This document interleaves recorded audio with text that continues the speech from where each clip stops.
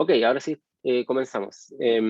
Como les decía, entonces, de lo que bueno, estoy mostrando un poco una presentación como para el inicio de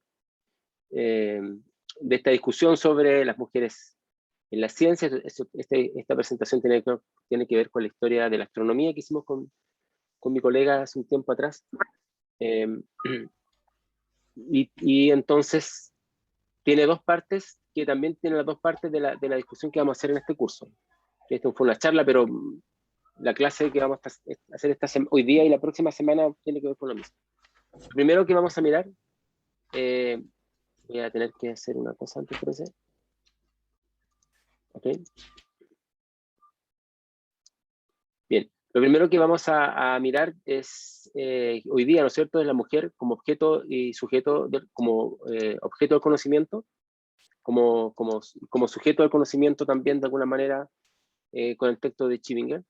Después vamos a mirar a la mujer en la historia de la ciencia y, bueno, si quieren también yo les puedo contar un poco la próxima clase sobre las primeras astrónomas que nosotros hemos registrado en Chile a comienzos, en realidad esto más bien a comienzos del siglo XX que fines del siglo XIX, con un trabajo que estamos haciendo que esperamos publicar pronto.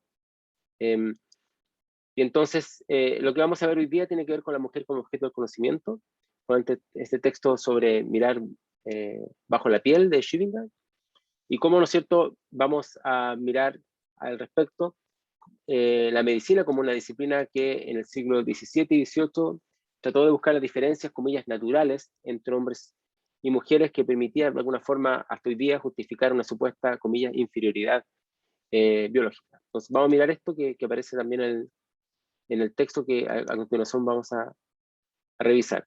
Después vamos a mirar la mujer como sujeto de conocimiento, que es la próxima clase, cómo las mujeres han hecho contribuciones que han sido negadas en la historia de la ciencia, cómo se ha constituido un acceso limitado para las mujeres en las actividades científicas, y lo que se llama rasgos masculinizados de las prácticas científicas, que hace más complejo, ¿no es cierto?, en que las mujeres puedan, de alguna forma, ser parte de las prácticas científicas. Vamos a mirar a Milena Maric, que aquí tengo una foto bien mala, pero que es la primera esposa de Albert Einstein, como un caso bien paradigmático, incluso mucho más paradigmático que un caso como Marie Curie, que podría uno considerar, ¿no es cierto?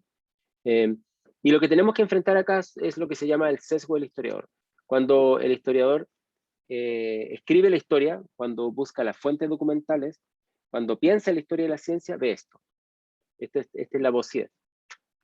Y lo que no podemos mirar muchas veces es esto, ¿no es cierto?, que es el cuadro completo. Y este caso también es paradigmático de la historia de la ciencia, la hermana de Lavoisier, porque según todos los registros que tenemos hoy día, digamos, de la historia de la ciencia, podemos pensar que todos los trabajos que él hizo respecto a lo que conocemos hoy día de la química, ¿no es cierto?, lo que es el oxígeno, en fin, y otros componentes, fue digamos, un trabajo cooperativo entre ambos. Y sin embargo, nosotros tendemos a mirar esta parte, que es la parte del varón. Entonces, lo que a mí me gustaría que hoy día pudiéramos discutir es cómo esto se ha ido construyendo, de qué manera se ha ido construyendo estas perspectivas que solamente hacen que nosotros como historiadores miremos, ¿no es cierto?, la parte masculina de la historia de la ciencia. Bien, vamos a mirar acá entonces la otra presentación. Bueno, como ustedes sabrán, ¿no es cierto?, o recordarán, el texto de Londa Schrödinger es el texto que estamos revisando esta semana, que trata justamente de esta búsqueda científica de la mujer más abajo de la piel. ¿Por qué, no es cierto, más abajo de la piel? Porque se está buscando un indicador que permita entender, para la época, ¿no es cierto?, del siglo XVII y XVIII, unas diferencias biológicas entre hombres y mujeres, y a partir de ello la relación entre, no solamente entre el sexo femenino y masculino, sino también entre el género. Recuerden ustedes, no olviden, que hemos dicho acá, ¿no es cierto?, que las categorías de sexo y género no son iguales, y tenemos que distinguir, ¿no es cierto?, cuando estamos hablando de uno o de otro. Lo que estamos mirando ahora, en este texto de Schrödinger, es cómo en el siglo XVII y XVIII se trató de ver diferencias de sexo entre hombres y mujeres, y a partir de ahí, ¿no es cierto?, se trató de construir una proyección que permitiera entender diferencias, comillas, naturales de género, entre el género masculino y el género masculino. Este siglo es bien característico porque no solamente para el caso de hombres y mujeres, sino que también para lo que es la zoología, se buscaban ciertas diferencias, ciertos elementos, ¿no es cierto?, que trataran las esencias de las cosas, en este caso, las esencias de los sexos. Y siempre a partir de un factor del cual se desprenden todos los demás. O sea, de un factor que sea el factor más importante para entender estas diferencias. Es un poco la idea. Y entonces un factor, evidentemente, para que diferenciaba, ¿no es cierto?, lo que es el hombre y la mujer, evidentemente, como digo, son los órganos sexuales, y en este caso los órganos sexuales femeninos. Había ya cambiado la idea, ¿no es cierto?, de la antigüedad clásica, que consideraba que el útero era un pene no desarrollado, un pene inadecuado, como una especie de idea de que el ideal, valga la redundancia, el ideal estaba en el varón, en el hombre, ¿no es cierto? Y la mujer era el cuerpo de un ser que no había alcanzado su desarrollo pleno, por lo tanto no había podido desarrollar, en este caso, el pene, digamos, y había quedado, ¿no es cierto?, en una etapa de inferioridad. Eso se discutió mucho, ¿no es cierto?, en la antigüedad clásica, y todavía nosotros tenemos de alguna manera algunos de estos sesgos para distinguir, ¿no es cierto?, en hombres y mujeres, y para también hacer esta diferenciación jerárquica entre ambos. Este elemento esencial, el factor esencial que podía permitir que explicar la diferencia entre hombres y mujeres, del cual se desprendían todos los demás, era el útero. El útero, digamos, era el instrumento perfecto para la realización de la supuesta tarea principal de las mujeres, que era dar a sus maridos hijos fuertes y sanos. Entonces, la vez pasada, de alguna manera habíamos conversado, creo, esto de que la naturaleza, hoy día la vemos, ¿no es cierto?, sin ningún tipo de intereses, digamos, la naturaleza se desarrolla de forma aleatoria, no tiene ninguna finalidad en sí misma, no va a haber ninguna parte, ¿no? Sin embargo, en el siglo XVII y en el siglo XVIII se pensaba que la naturaleza de alguna manera tenía como un fin, tenía como un sentido. Hoy día nosotros no le encontramos ningún sentido a la naturaleza, como digo, porque pensamos que se ha desarrollado principalmente o únicamente prácticamente por cuestiones aleatorias, de azar. A no ser que tengamos una visión religiosa, que podamos pensar que fue creada por Dios, en fin, con ciertas finalidades, nosotros no tenemos una perspectiva que nos diga que la naturaleza tiene un objetivo, digamos.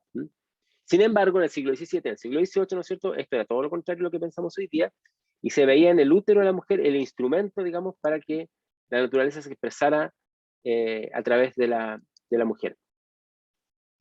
Esta visión no estaba limitada solamente a la sexualidad de los órganos reproductores, de alguna manera no se limita solamente a los órganos reproductores, como tal vez lo podríamos mirar hoy día, sino que permite resexualizar todo el cuerpo de la mujer. Por lo tanto, impregna la totalidad del cuerpo humano, en este caso femenino. De allí que se plantea el interrogante si, aparte de estos genitales, había diferencias significativas entre los sexos que pudieran, ¿no es cierto?, dar indicios de estas diferencias naturales entre hombres y mujeres. La anatomía, que es el estudio del cuerpo, digamos, del cuerpo humano, dividía lo masculino y lo femenino en una suerte de, como la palabra griega, telos, de finalidad. Nuevamente estamos en el mismo tema, digamos, de que se mira a la naturaleza como si tuviera un objetivo.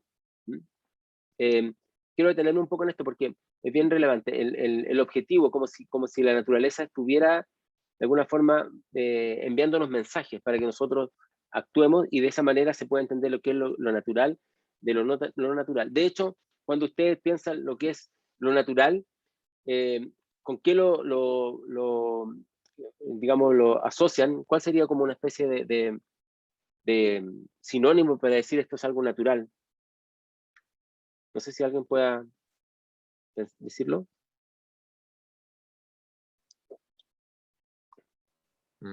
Biológico o real. ¿Sí? Normal también, dice Héctor, ¿sí? Algo como si fuera biológico, pero algo también como si fuera algo normal. Gracias, Juan y Héctor. Como si algo fuera algo normal. Lo natural es como normal, es como lo que debe ser.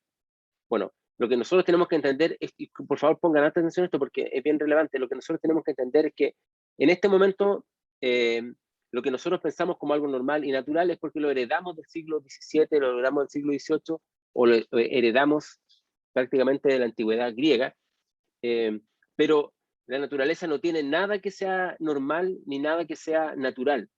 La naturaleza simplemente actúa. Si nosotros, por ejemplo, ahora nos enfrentamos al cambio climático y estamos viendo que el planeta está cambiando, en el fondo está haciendo algo que es, digamos, consustancial a la manera como se desarrolla digamos, los distintos elementos que podríamos pensar, la física, la química, digamos. No está haciendo nada porque quiera afectar al ser humano, ni porque quiera ayudar al ser humano, no tiene finalidades. Veo que eso es importante que lo piensen, porque esto es lo que de alguna manera permite entender esta idea de que para el siglo XVII y el siglo XVIII había un elemento consustancial a la naturaleza para hablar de esta normalidad. Y uno de ellos era que la fuerza física e intelectual era algo que estaba desarrollado para el hombre, para el varón, y la maternidad para la mujer. Por eso que se le pone tanto énfasis al, al cuerpo femenino en relación con, eh, con el útero, ¿no? Ahora, uno podría pensar que esto podría considerarse simplemente unas diferencias que hacen mirar el mundo un poco binario entre hombres y mujeres, qué sé yo, o se podría pensar que tiene una cierta asimetría entre ser hombre y ser mujer, que no habría mayores diferencias. Bueno, lo que hemos estado conversando acá desde que empezó esta parte del curso nos muestra todo lo contrario. No son solo meras diferencias, sino que se ordenan jerárquicamente donde siempre la fuerza física e intelectual del hombre, supuestamente, ¿no? Son vistas como superior al aspecto de la maternidad de la mujer. Y es aquí cuando se empieza a estudiar un elemento que la autora habla bajo la piel, que es el esqueleto. Ok, el esqueleto en el siglo XVII y en el siglo XVIII va a ser estudiado como un elemento importante también en la zoología. Aquí Rodolfo puso que nos regíamos y aún es así por los patrones griegos de papeles y bellezas. Claro, bueno, también el elemento estético que también está asociado con el varón. De hecho, los libros de anatomía hasta el siglo XVIII solamente había un cuerpo masculino, nunca hubo un cuerpo femenino. El cuerpo femenino no se estudiaba porque era una anomalía. El cuerpo realmente visto como un cuerpo ideal era siempre el masculino y no el femenino. Bueno, habría que mirar si los libros actuales de anatomía también tienen más figuras masculinas que femeninas, eso no lo sabría, habría que Profe, revisarlo. ¿Sí? entonces la línea argumentativa va como, o sea, lo que va planteando el libro es como, nosotros los predisponemos de que las cosas pasan por algo en el fondo, y por ende, como pasan por algo, entonces tiene que haber como una característica esencial más allá de los genitales que habla el libro. Y de Claro, ahí se tiran al esqueleto, como que hay algo más tangible, más objetivo, claro, como porque para hay que distinguir. medirlo, sí. Justamente lo que tú dices, Alexander, porque ahora hay que medirlo. O sea, recuerden ustedes que una de las características de la ciencia moderna y de la revolución científica del siglo XVI es que va a construir un tipo de indicadores que sean, ¿no es cierto?, reconocidos y reconocibles, como por ejemplo las mediciones. Y las mediciones se hacen principalmente de algún elemento que pueda ser, digamos, posible de medir en el siglo XVIII y de mantener en el siglo XVIII. Los huesos tienen una función bien importante porque son resistentes, o sea, la descomposición es diferente a la piel, por ejemplo, o a los órganos en general, en un momento en que no había refrigeración, estamos hablando del siglo XVII, del siglo XVIII. Son livianos, por lo tanto se pueden transportar y llevar, por ejemplo, a las clases de anatomía, se pueden llevar, si son huesos de animales, a los museos de historia natural, pueden ser dibujados, en fin. Entonces el hueso, así como hoy día tenemos el ADN, que es realmente uno de los componentes básicos para entender cómo funciona digamos, la materia en general, o la biología, en el siglo XVII y XVIII, cuando esto obviamente no existía como objeto de estudio, eran los huesos principalmente. Yo he hecho un trabajo, por ejemplo, que tiene que ver con la especiación en la zoología, y también es muy parecido, también yo lo hice para estudiando el siglo XIX, para el estudio sobre el siglo XIX, y también son los huesos, y los huesos se pueden transportar, se pueden almacenar durante mucho más tiempo que los órganos que se descomponen, por ejemplo. Bueno, había una forma de mantener, que uno lo puede ver en los museos de historia natural hasta hoy día, sobre todo si uno va a las bodegas, porque no están puestos en las vitrinas. Había una manera de mantener los ciertos órganos o ciertas partes del cuerpo también sin que se descompusieran tan rápido. Pero eran los huesos eran fundamental para entender estas diferencias de los cuerpos, en este caso cuerpo femenino y cuerpo masculino. Esta es la parte más dura del cuerpo humano, se toma como un indicador, no solamente para entender cómo funcionan los huesos, sino que se toma como un indicador para entender cómo funciona el cuerpo entero. El esqueleto, entonces, es la estructura fundamental que proporciona una dirección natural a los músculos y otros órganos del cuerpo unidos a ellos. Como no podemos mantener los músculos, como no podemos, o en esa época no se podía mantener otros órganos del cuerpo, entonces los huesos eran esta estructura que se podía entender y era el indicador. A partir de ahí uno podía entender las diferencias. Por ejemplo, en este caso las diferencias sexuales en el esqueleto de hombres y mujeres. Una vez que uno entiende cómo funciona esta estructura fundamental que es el esqueleto, pueden también entender cómo esto impregna cada músculo, venas y órganos que están unidos, ¿no es cierto?, a esta estructura, y que de alguna manera son modelados por estos huesos. Como decía, que hasta el siglo XVIII, por lo menos lo que sabemos de Europa, todos los estudios del esqueleto humano y en general de la anatomía del cuerpo humano eran hechos con modelos de varones. El varón era el modelo, porque con esa herencia griega de que el cuerpo de las mujeres es un cuerpo que no terminó de desarrollarse, o es un cuerpo imperfecto, se pensaba, ¿no es cierto?, que el cuerpo realmente tenía que ser estudiado desde el punto de vista del modelo del varón. A partir del siglo XVIII se comenzaron a hacer los primeros dibujos con modelos femeninos en Europa, ¿no es cierto? Uno de los primeros, ¿no es cierto?, es Monroe, que sigue una pauta desde los tiempos de Aristóteles también, y describe a la mujer como incompleta y anormal, y utilizó para ello un criterio del cuerpo masculino. Vamos a mirar a ver si encontramos en la otra presentación este esqueleto que yo les comentaba.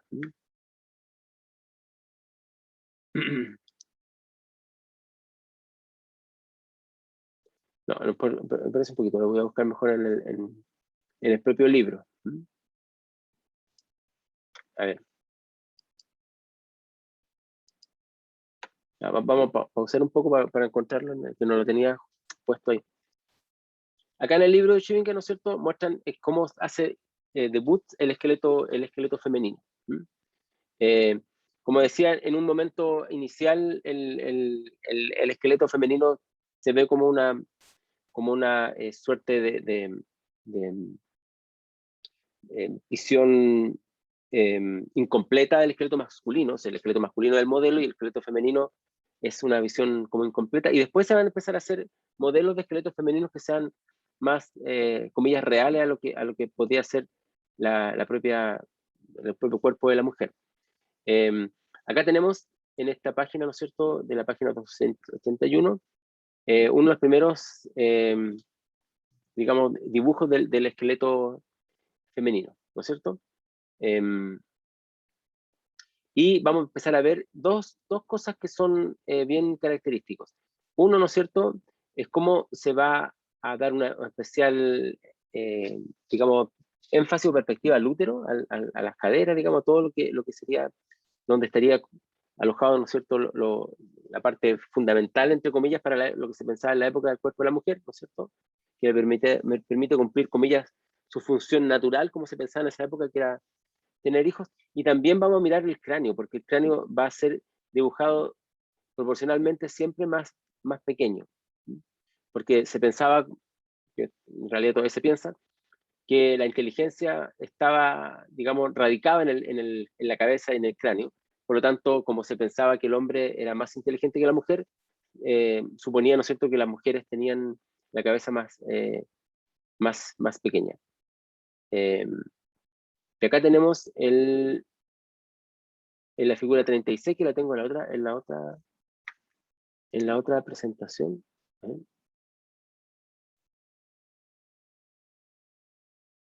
Sí, vamos a mirar esta otra mejor para ver mejor la figura, porque quiero que lo vean con más detalle. Ahí está. Ya. Voy a ponerla en pantalla completa. Bien. Esto entonces tenemos dos esqueletos de figuras femeninas.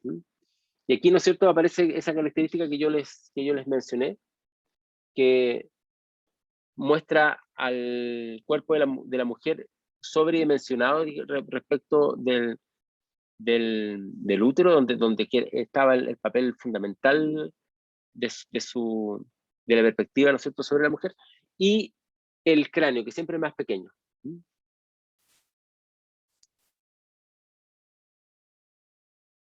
No, ya. Dice, Luis Pardo pregunta si esto es un sesgo. ¿Qué es un sesgo? Eso lo hizo una pregunta hace rato, porque no lo había visto. ¿Qué entienden ustedes por sesgo? Tal vez alguien lo pueda explicar también. Profe, yo lo relaciono con algo así como que, claro, hay una tendencia que me impide ver como neutralmente un fenómeno, pero es como un ciego que no sabe que está ciego, porque el sesgo en cierto sentido no es voluntario. O sea, no sé, si un historiador tiene un sesgo para ver la historia de la ciencia que favorece a los varones, no es porque desee favorecer a los varones, sino porque ha vivido en un mundo donde esa es la norma, entonces ni siquiera se da cuenta, que es lo que habíamos hablado al principio. Ni siquiera se da cuenta que tiene este sesgo, ¿o no? Bueno, eso estoy de acuerdo. El sesgo es, bueno, es como dice algún Rodolfo, que tal vez estaba tratando de contestar, en palabras siempre es algo más cargado, una postura que otra. Es un lente que se pone uno para mirar las cosas, y claro, como tú dices, está muy influenciado porque está construido socialmente, por la cultura donde uno vive, y normalmente uno no se da cuenta que sesgo usa. Es un juicio previo, es como un prejuicio, una tendencia a mirarlo de una forma, como dice su compañero, más que respecto de otra. Tenemos varios, bueno, los sesgos también tienen que ver con la manera de cómo se construye el conocimiento. Hay varias formas que en la lógica se han estudiado para entender también los sesgos, y ustedes tal vez lo habrán visto a veces en matemáticas, cuando se estudia lógica, los miran un poco. Pero en este caso, el sesgo que estamos hablando acá tiene que ver con que se cree que la mujer cumple un fin en la sociedad, y por lo tanto se va a buscar en el cuerpo de la mujer lo que de alguna forma refuerce o compruebe esa idea previa. Eso funciona mucho en la ciencia. O sea, en general, la ciencia tiene una idea previa, una hipótesis, en fin, y va a buscar, ¿no es cierto?, experimentalmente que esto pueda ser comprobado. Bueno, evidentemente que si la comprobación empírica no concuerda, uno supone que la ciencia cambia la hipótesis, y ya no sería un sesgo, sino que sería o podría ser un sesgo que puede ser, ¿no es cierto?, no confirmado por la experimentación. Pero en general los sesgos siempre se autoconfirman. O sea, tienen un sentido de que uno mira lo que quiere ver. Y está buscando y encuentra lo que está buscando. En el fondo, buscar en el cuerpo de la mujer este esta dimensión del útero, por ejemplo, que se ve más sobredimensionado respecto al resto del cuerpo, y mirar, ¿no es cierto?, el cráneo más pequeño. Ya, ok, estos son dibujos, ¿no es cierto? Son dibujos hechos con huesos de verdad, digamos, y medidos también. Pero también un proceso de selección antes, ¿sí? Ah, ¿ese es el mismo esqueleto por de frente y por detrás? ¿Eso? Sí, Ah, sí. ya, ya.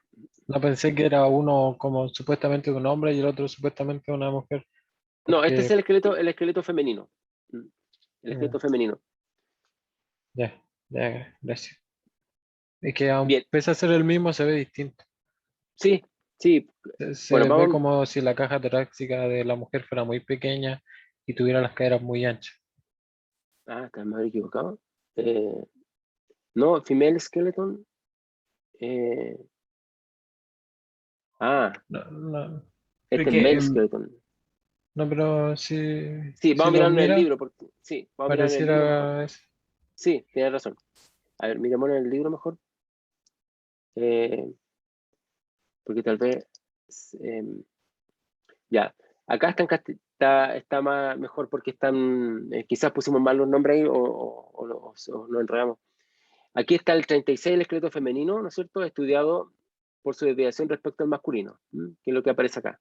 Están viendo el libro, ¿no? ¿Chewinga? ¿Sí? Sí, pero Ya, acá entonces tenemos el esqueleto femenino. Eh, está eh, el cráneo más pequeño, ¿no es cierto? Y el útero se ve más amplio. Y acá está el esqueleto masculino. Si ustedes comparan el esqueleto masculino, hay una diferencia, ¿no es cierto?, cómo se concibe el cuerpo para poder sobredimensionar de alguna manera las caderas. Y el cráneo, en términos proporcionales, es más grande en el caso masculino. Acá hay unas figuras que también son estudiadas para entender por qué la mujer deformaba su cuerpo, ¿no es cierto?, como aparece acá, ¿no es cierto?, para poder cumplir con ese ideal eh, femenino que se transforma en un ideal de belleza también. Es decir, las caderas anchas y la cintura pequeña, ¿no es cierto?, de alguna forma están siendo vistas también no solamente como un asunto sexualizado, digamos, sino también como un asunto de un canon de belleza. Y por lo tanto la moda y la ropa, ¿no es cierto?, con estos corsés y otras cosas que usaban, eh, eran justamente una manera de ir modelando el cuerpo femenino. O sea, ese sesgo de que la mujer debiera tener las caderas de una manera y la cintura de otra, de alguna forma se, se refuerza utilizando un tipo de implemento que justamente está construyendo el cuerpo de la mujer, lo modela de alguna forma. O sea, lo que buscan al final son esqueletos que reafirmen esa idea de belleza. Claro, claro, eso es justamente lo que están buscando. Profe, ¿Sí? sí, yo, o sea, con respecto, ahora sí tengo una opinión, así como, a diferencia del otro libro, pero con respecto a como la intención, yo creo que es bastante como sensato pensar, por lo menos la pregunta base de si es que existe alguna característica esencial con lo que parte el libro, a ver si es que hay alguna diferencia y se van a los esqueletos. Ahora, claro, evidentemente hay más allá de la pregunta, al intentar contestar la pregunta, es cuando se genera este sesgo porque, como dice precisamente el libro, eventualmente la gente que no me acuerdo los nombres, pero que busca dibujar o caracterizar o buscar la esencia en el esqueleto de la mujer, es cuando generan esta predisposición a que justamente ese ideal de mujer, o por lo menos más o menos como todas son las mujeres, precisamente lo que le acomoda más a la época o a la sociedad de qué es lo mejor en una mujer, que son precisamente estas características de cadera ancha y cabeza más pequeña, al parecer, y creo que también es como que las costillas también son más pequeñas. Claro, porque también están modelándose de esa forma. Entonces, es todo un conjunto, ¿no? Un conjunto estético, es un conjunto de lo que se entiende, ¿no es cierto?, digamos, por un cuerpo sexualizado de la mujer, digamos, en referencia al hombre, y la moda y los implementos y la enseñanza va todo como enlazado acá. Ahora, uno podría pensar que esto simplemente son características físicas, anatómicas entre hombres y mujeres. Por ese lado, ¿no es cierto? Probablemente no habría comillas, mucha dificultad. El tema, ¿no es cierto?, es otro. Es lo que viene después, ¿no es cierto? Es cómo los huesos femeninos de alguna manera determinan ciertas conductas. O sea, y ahí es cuando pasamos, ¿se acuerdan de la clase anterior? Cuando pasamos del sexo, de los elementos biológicos, al género. Al género. Ahí es cuando se produce esta proyección de lo que supuestamente es un cuerpo, o que eventualmente podría ser, ¿no es cierto?, un cuerpo y una biología, a cómo se comportan los hombres, o cómo nos comportamos, digamos, hombres y mujeres en la sociedad, y qué características tenemos. Esto es re importante porque también va a mostrarnos el origen, de alguna forma, de por qué se cree que las mujeres no tienen capacidad para la ciencia, o para pensar en general. ¿Sí? Igual fue algo súper común en la ciencia, porque de hecho este mismo tipo de estudio se utilizó muchas veces para justificar que la esclavitud era natural. Porque de hecho en una parte del texto se hace como una jerarquía, no solo en sexo, sino también en raza. Eh, no es solo una reafirmación desde el sentido, ven que era verdad, sino también hacen que sea terminan teniendo argumentos para mantener el estatus. Y cuando el estatus desafiado, es como no, pues ciencia. Que porque también tenemos la sensación de que la ciencia es como un conjunto de datos que no se va a cambiar, al menos en la población general. Claro, refuerzan, ahí hay dos cosas, porque refuerzan una idea de cómo funciona, ¿no es cierto?, la sociedad y el papel que juegan los hombres y mujeres, pero no solamente lo refuerzan, sino que la ciencia tiene ¿cómo se dice? Eh, una llegada, tiene un poder, porque en realidad es poder. Tiene un monopolio, como hablábamos, ¿no es cierto?, en algún momento, no sé aquí, ya no me olvidé, pero como un monopolio de la verdad. Entonces lo que dicen los científicos, en este caso, podría ser considerado como algo verdadero. Y por eso lo complejo de la autoridad que tienen los científicos para determinar la diferencia entre hombres y mujeres. Aquí Héctor dice, como cuando DiCaprio revisa el cráneo del que fue su esclavo. Ah, ya, una buena película, dice Django. Ok, yo no he visto la película, lamentablemente, pero pues, si me cuentan qué película es, podría buscarla. Que lo que pasa es que en la película, no sé si ¿Ve un alguien más iba a cráneo? hablar. Bueno, pero claro, en la película hay una de las excusas que tienen para la esclavitud es que al parecer los cráneos de todas las personas que es afrodescendiente tiene un hoyo así en el cráneo, un ligero así hoyo y como que esa es la excusa que tienen de que sean inferiores, bla, bla, bla, que es similar a lo que pasa acá en el libro que cuenta, que en una parte, de hecho, dicen, o sea, como que está todo predispuesto a que son las mujeres inferiores, entonces buscan cualquier excusa por hacerlo. Y en un momento, creo, en el libro dice que la mujer, o sea, que la mujer al principio estaba la discusión si es que tenía el cráneo más grande o no que el hombre, en proporción al cuerpo.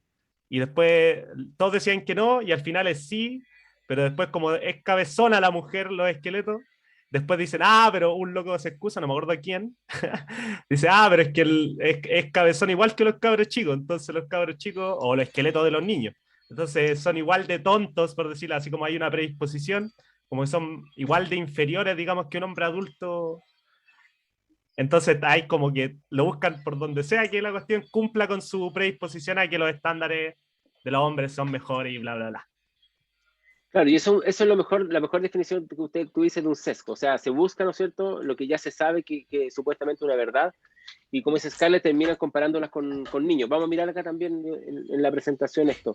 De Ahora, hecho, sí, perdón, sí. sí,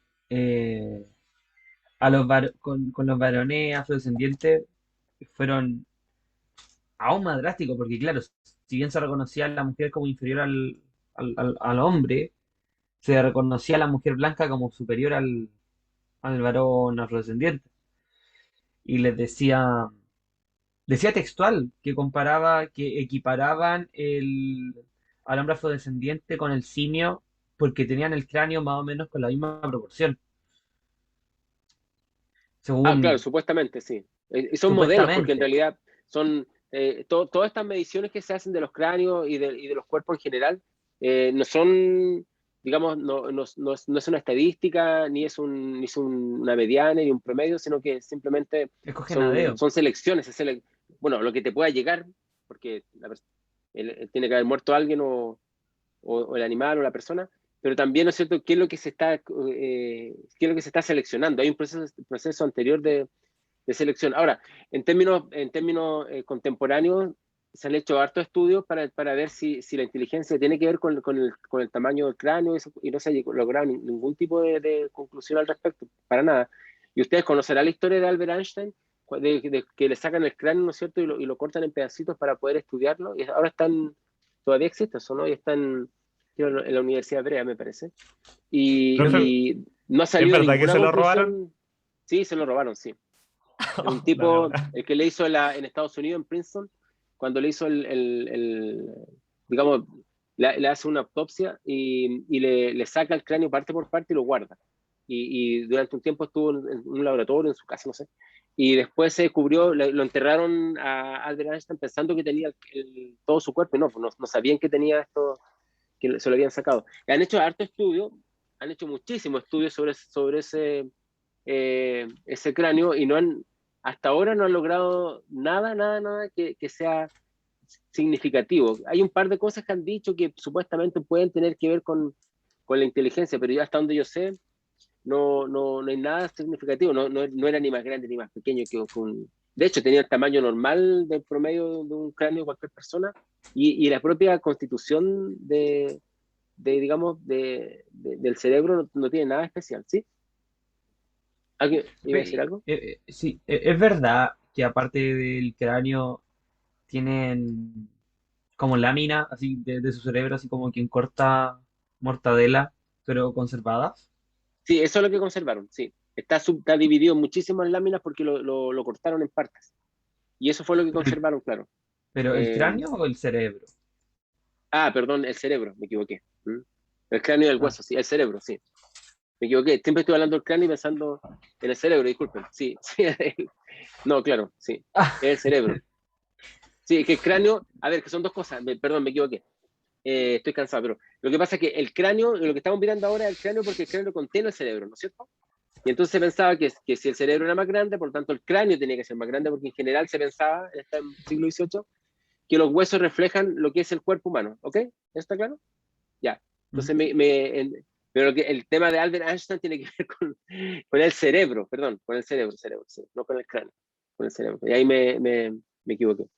Eh, bueno, las células del cerebro, entonces, de Albert Einstein, eh, tiene algunas cosas, como pregunta Victoria, que pueden ser distintas respecto de un promedio de cómo es un cerebro, pero no tiene nada tan especial que pueda decir por qué había tanta genialidad en esa persona. ¿Mm? Igual tampoco se puede saber si es que se hallase una diferencia significativa, quizás detectar si es algo de nacimiento, así como, oh, nació con un cerebro especial y por eso lo logró, eh, sino que quizás su cerebro se modificó, porque sabemos que el cuerpo de un individuo en su vida se va moldeando, como las costillas deformadas de los esqueletos que están ahí, era porque las mujeres ocupaban corset toda la vida.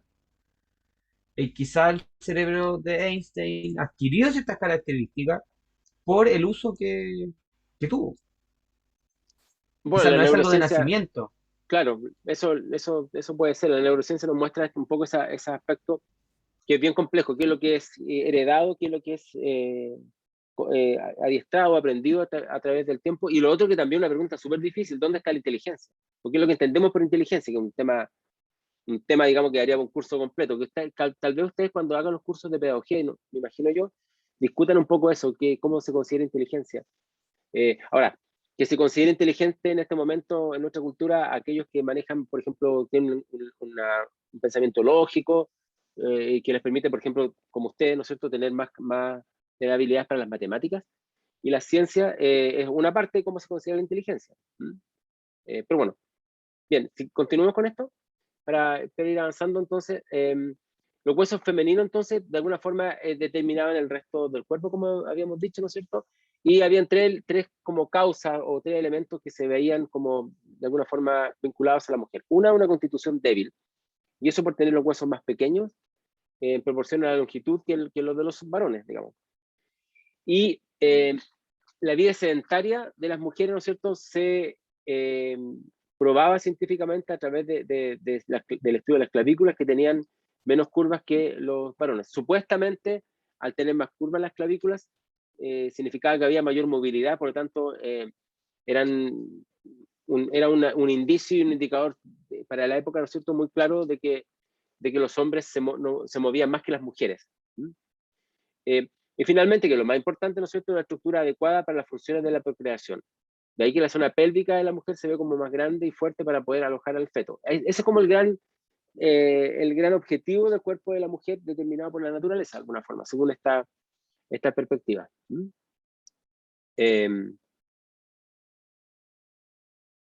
Bueno, aquí estamos viendo cómo a cierta anatomista, ¿no es cierto?, estudian el cuerpo de las mujeres, ¿no es cierto? Y, ¿no es cierto?, cómo hay partes del cuerpo que se perfilan como una suerte de material de debate político. Por ejemplo, habíamos dicho el cráneo como señal de inteligencia y la pelvis como medida de feminidad. En las figuras 36 y 37 se muestra el cráneo de la mujer, ¿no es cierto?, como más pequeño en proporción con el cuerpo que el del hombre. Ustedes ya lo habían dicho, ¿no es cierto?, y después cuando se dieron cuenta que proporcionalmente el cráneo de la mujer incluso es mayor que el del varón, van cambiando estas perspectivas. También se centró, ¿no es cierto?, en la tensión en la anchura de la pelvis, exagerando la estrechez de las costillas, que era una manera de alguna forma de mostrar una pelvis más voluminosa. Ahí sí podemos mirar las figuras. A ver, espérense un poquito. Figura dice 36 y 37 del libro. La que habíamos visto antes, ¿no? Figura 36 y 37. Ya, esto ya lo habíamos revisado. Bien, continuamos entonces. El año 1796, ¿no es cierto?, un anatomista alemán, Sommerring, realizó un esqueleto femenino rival que aparece en la página 288. Vamos a la página. Vamos a estar mirando uno y otro a cada rato. 288 del libro. 288, ya. Este es un esqueleto típicamente femenino, ¿no es cierto?, hecho en el siglo XVIII. ¿ya? Este es el que estoy comentando en la presentación. Este Sommerring se había propuesto que su esqueleto representara, ¿no es cierto?, no una mujer concreta, sino a la mujer más bella que se ha imaginado, con todas las minucias detalladamente observadas del carácter sexual de toda la estructura ósea de la mujer. Y aquí es interesante porque cuando se piensa en la ciencia, no se piensa en un criterio estético. O sea, el criterio estético evidentemente está asociado con la belleza. Y hay una mezcla acá que es bien curiosa entre estética y visión científica asociada, ¿no es cierto?, a la empiria, que es el estudio de los huesos. Entonces, el estudio de los huesos, que uno podría pensar que es algo meramente empírico, tiene un sentido también estético. Y de ahí también tiene un sentido de por qué se consideran las mujeres bellas o no, digamos, porque están un poco en el marco de estos propios criterios, ¿no es cierto? En este caso, ¿no es cierto?, el cráneo es mayor en proporción con el cuerpo del varón, lo cual sabemos bien que es correcto. Y también, ¿no es cierto?, Sommerring hizo las costillas más pequeñas en proporción a las caderas, ¿no es cierto?, pero no tanto, no una exageración tan evidente, ¿no es cierto? Este va a ser el dibujo favorito de Inglaterra. Perdón, el de Tirux d'Ancorville, que es el que sí exagera, ¿no es cierto?, la figura femenina, va a ser mucho más favorecido que que este Somerville por sus inexactitudes. Lo que quería decir con esto era justamente eso, ¿no? Que cuando se asocia esta idea de la mujer a unas figuras completamente exagerada, de unas caderas anchas, de una pelvis grande y una cabeza pequeña, un cráneo pequeño, ¿no es cierto? Se toma como una figura favorita, porque calza muy bien con lo que se cree que es el papel natural de la mujer. Pero cuando se hace un dibujo mucho más correcto en relación a cómo es efectivamente el cuerpo femenino, es atacado por sus inexactitudes. ¿Y por qué podría ser inexacto cuando uno sabría que esto es de alguna forma correcto? ¿Por qué creen ustedes que se veía como algo inexacto en el siglo XVIII este dibujo de la mujer que está acá, ¿no es cierto? Que es mucho más... no estaba cumpliendo con los secos que ellos querían o esperaban. Ok, eso. No cumplía con los sesgos, con las expectativas de que ellos pensaban que tenía que ser el cuerpo de la mujer. Bueno, tienen que pensar ustedes ahora, ¿no es cierto?, que esto se traspasa a todo lo que es la visión de la mujer. O sea, cuando la mujer no cumple su papel de maternidad, cuando la mujer no cumple sus criterios de belleza, tampoco está cumpliendo, ¿no es cierto?, su papel en la vida. Hasta hoy día un poco funciona así. No sé si ustedes ya lo sentirán, o quizás ya estamos en una etapa distinta de la historia y esto ya no tiene mucho sentido lo que estoy diciendo y funcionó hasta unos años atrás. Pero creo que todavía hay una predisposición social para pensar que el objetivo principal de la mujer es tener hijos, digamos. Y cuando la mujer, por ejemplo, opta por no tenerlo, también hay una, ¿cómo se diría? Hay una sanción social. Yo no sé si es tanto así, pero quizás todavía un poco lo es. Y también eso tiene que ver con la discusión respecto del aborto, digamos, que también es visto como algo muy complejo, porque eso sí que atenta totalmente contra la visión de lo que supuestamente, ¿no es cierto?, debiera ser la mujer, qué sé yo, en la sociedad. Personalmente, yo Sí, sí, siento que en mi entorno, al menos, lo de que la mujer debe tener como hijos para cumplir su rol de vida, como que ya no pasa o ya no está tanto. Lo que sí siento que está como mucho es como esto de tener que cumplir los roles o el estándar de belleza. ya se mantiene. Entonces, es interesante porque quizá algunas cosas ya no se mantienen como antes, como lo que tú dices, pero se mantienen otras todavía. Y vamos a ver que el tema de la ciencia, eso sí tiene una repercusión con la expectativa que se tiene respecto del hombre y la mujer para el desarrollo del conocimiento científico. Bueno, volviendo al texto que estamos revisando, se criticó a este Somerville, ¿no es cierto?, porque mostraba supuestamente una proporción incorrecta, aunque sabemos que es correcta, y muchos defendían como Berkeley, ¿no es cierto?, el argumento de que la caja torácica femenina era mucho más pequeña, como lo representaba Somerville, pues decía Berkeley, el limitado estilo de vida de las mujeres requiere que respiren menos vigorosamente, porque se pensaba que las mujeres estaban para la vida sedentaria, o sea, estar en la casa, por lo tanto debían respirar diferente respecto del varón. Bueno, todo esto, ¿no es cierto?, construye un ideal que es el hombre perfecto y la mujer perfecta, ¿no es cierto?, y que era, ¿no es cierto?, de alguna forma, como yo le dije anteriormente, validadas por la ciencia, porque la ciencia tiene un poder muy fuerte en la sociedad, como lo hemos visto acá.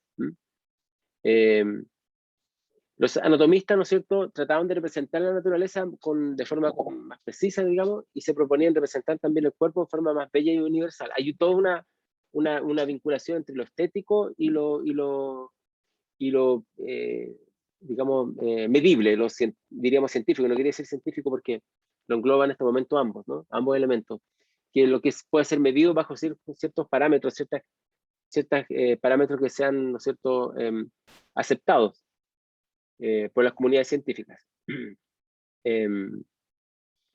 A pesar de todas estas intenciones de los anatomistas, ¿no es cierto?, de representar un cuerpo con precisión, un cuerpo humano, ¿no es cierto?, y de una forma mucho más universal que lo que se había sido anteriormente, ¿no es cierto?, aún así, estas representaciones están cargadas de los valores culturales. O sea, y eso es lo que yo les decía, ¿no es cierto?, cuando hablaba del sesgo. Están cargadas de los valores culturales, están cargadas del sesgo de lo que se cree tiene que ser el hombre y lo que se cree tiene que ser la mujer. Y eso es un poco lo que uno puede advertir acá. Las ilustraciones de los esqueletos tanto femeninos como masculinos entonces representan los huesos, ¿no es cierto? Pero también servían para reproducir y reproducir los ideales contemporáneos de la feminidad y la masculinidad. Como aquí dice ver 296, 297 del libro.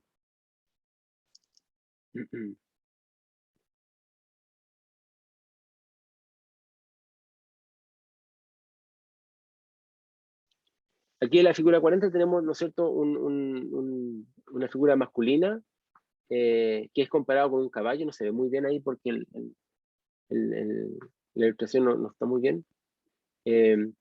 Y por su parte, ¿no es cierto?, el esqueleto femenino lo comparan con un avestruz.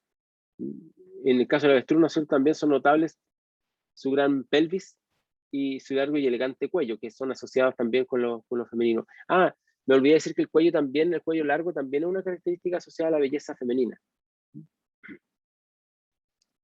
Bien, miren, lo que vamos a mirar ahora, para ir concluyendo, es justamente esta... Ah, un poquito.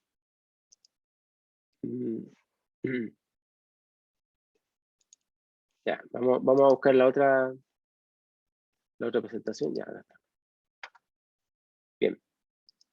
Entonces, acá vamos a mirar vamos a entender estos elementos. Primero, la medicina, haciendo un repaso de lo que vimos hoy día. La medicina, ¿no es cierto?, permite, mirando bajo la piel, digamos, buscar estas diferencias, comillas, naturales entre hombres y mujeres. Y esto también va a permitir una supuesta, digamos, reafirmar una supuesta inferioridad biológica de la mujer. Sabemos que eso no es cierto, obviamente, pero lo que es interesante, y quiero que ustedes lo vean, por favor, y lo noten o lo destaquen en sus apuntes, es que esto tiene un poder muy fuerte, porque la ciencia tiene un poder muy fuerte como criterio autorizado de la verdad. Y por lo tanto, lo que se estudia en el siglo XVIII, cuando la mujer es objeto de estudio científico, ¿no es cierto?, va a quedar determinada en esta casilla de inferioridad, como lo hemos visto acá. Lo que tenemos que ver ahora, ¿no es cierto?, es qué pasa cuando las mujeres son vistas ya trabajando como científicas. Y ahí aparecen tres elementos que vamos a ver en las próximas clases. Uno, ¿no es cierto?, que se niegan con las contribuciones de las mujeres a la ciencia, es decir, miramos, como aparecía acá, ¿no es cierto? Perdón, para el otro lado.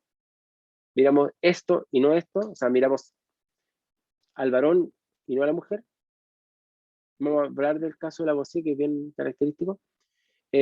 Un segundo elemento, ¿no es cierto?, es que es un acceso limitado a las mujeres a la actividad científica. Eso es cuando las mujeres, como vimos el texto de MIT, ¿se acuerdan? Que las mujeres trabajaban como ingenieras, pero principalmente en ciertas áreas. Y acá, incluso en la Universidad de Chile, están las cifras, hay muchas más mujeres en el área vinculadas a temas medioambientales, por ejemplo, pero no tanto en ingeniería mecánica, por ejemplo. O hay más mujeres en biología que en física, y muchas menos mujeres en matemáticas. Y quizás ustedes acá también lo han vivido, se han sentido también de alguna forma como que ocupan un lugar que no les corresponde, comillas, no les corresponde en matemáticas siendo mujeres, ¿no es cierto?